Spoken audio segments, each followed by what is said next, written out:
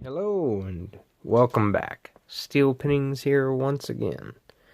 And today I have for you installment number 3 of the Spring Break Lockathon Challenge. This event is supposedly the toughest of the 3. It is the tubular lock event. So everybody get out all of your tubies and find the ones you want to pick.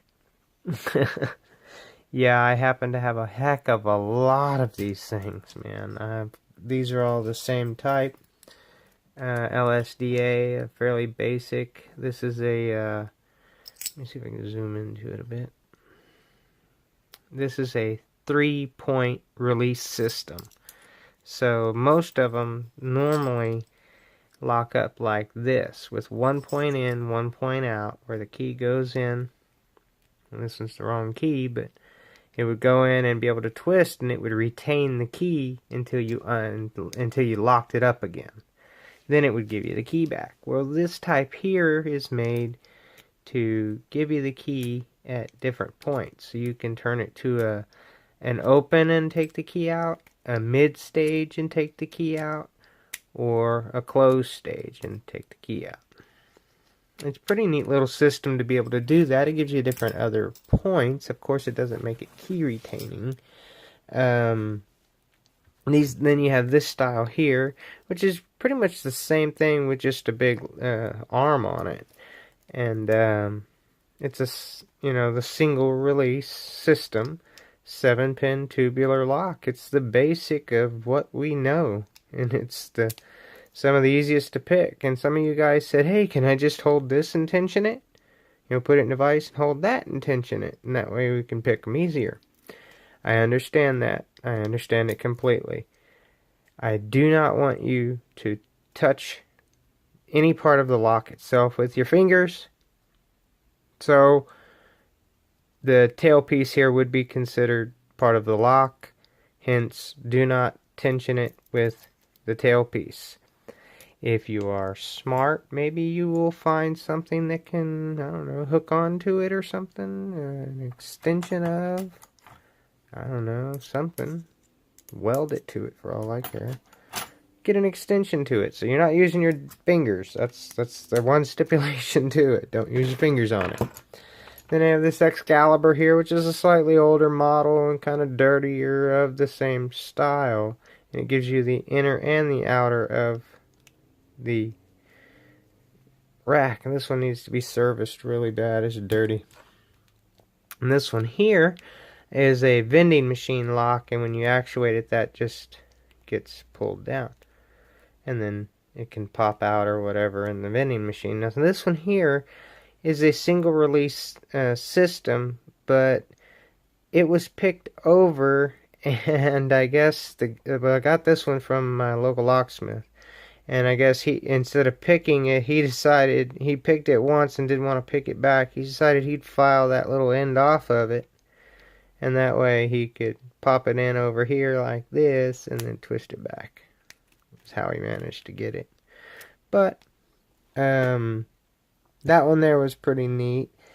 And then you have some of your more high security locks. And I only have a key to one of them, and that is my Cobra lock. And it is way different. It looks like a standard, just like this one, a vending machine lock. I wanted to leave it zoomed in because I wanted to show you all the difference of it.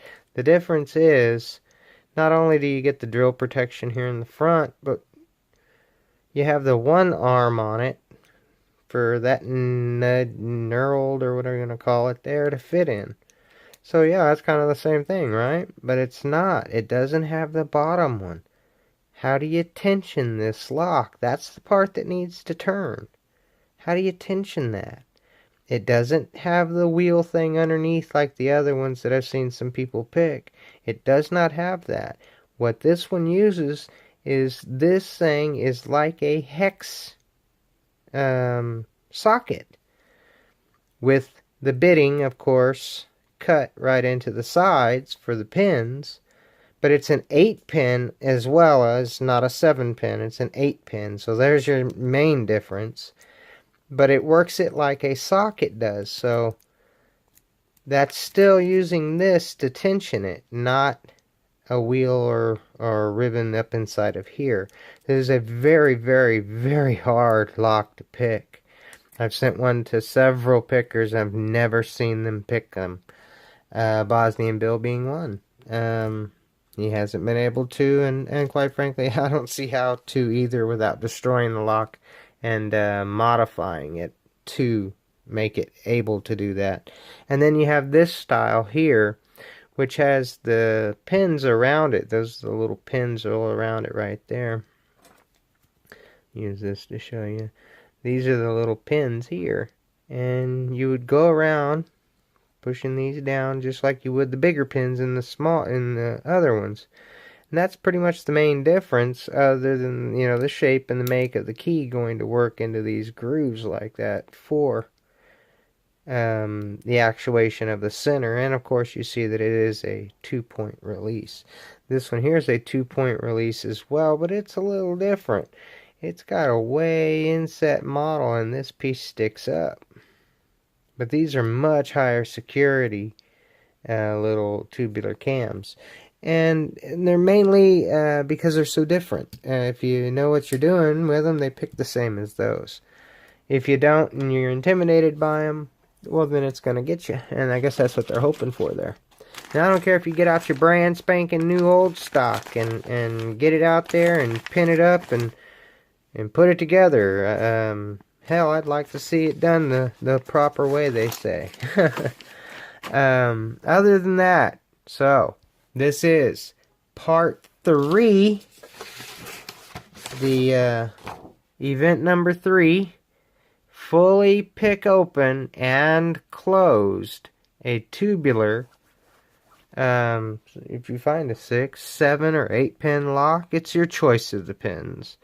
But you must use a manual tension tool. In other words, it must be a tool that connects to the lock that tensions it. That's the manual part of it. Now, any other little things that might come up with it other than, you know, it's a pretty basic pick. It's not hard. It's time consuming. And hence where the time challenge. I think it's going to be a great challenge, and I think it's going to put into perspective the rest of the challenges. And I was looking it over, and it's putting the people in the winner's place, not the winners of each challenge. It's the people coming up in runner-up positions and gaining more points because they're constant in the runner-up, where they have a new winner on each of the tops. So it's working out just like I thought it would and give more people much more chance. I think it's going to work out great. Got the idea from the World's Strongest Man competition and how they work at gaining points. Alright, so I'm going to sign off with that. Y'all get it started, get it going, and keep in mind you still have one more day to finish up part 2, event number 2, if you haven't, or if you're just behind. I want everybody to have a chance to get it in. I just don't want to overdo it. Alright then. I'm going to sign off at that. Y'all please stay safe and always stay legit. If you like this video and like what I'm doing here, hit that like button. And of course, if you're new to the channel, hit that subscribe button. Until we meet again, peace.